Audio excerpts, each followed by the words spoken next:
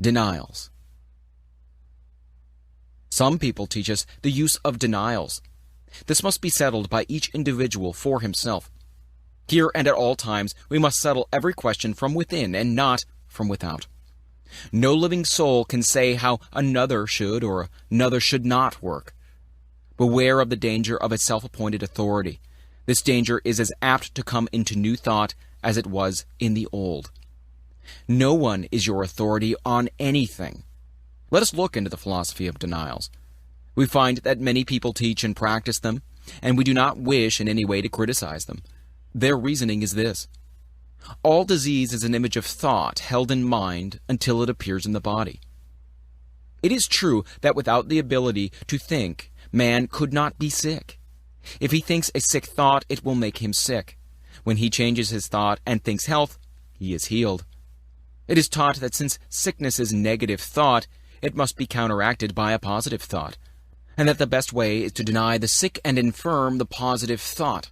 For instance, there is no matter, and nothing can be the matter. This man has no material stomach. He is spiritual and not material. His lungs are not made of matter. They are spiritual ideas. I deny that man can be sick or suffer or die. All this may be accurate. Man is a spiritual idea, and so must be perfect in his real nature. But there is a question if this is the better way. When we look into the creative way of the Spirit, we find it impossible for denial to enter, as the Spirit recognizes no opposite to its own nature. It knows that I am, and beside me there is no other. The Spirit does not deny anything. It simply affirms itself to be that which it desires to be.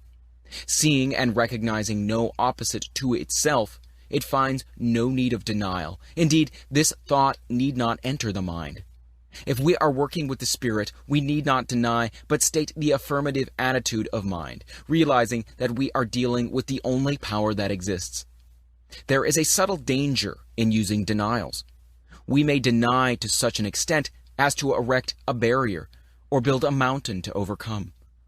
Once realize that God makes things out of himself simply by speaking, and you will never again use denials in treating. All that needs changing is the false thought, and by affirming that your word destroys everything but itself, you will embody all that a denial could.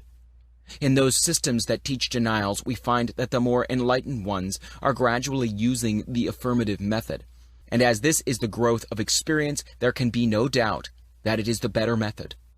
Of one thing we may be sure: the Spirit never denies. It simply knows that I am.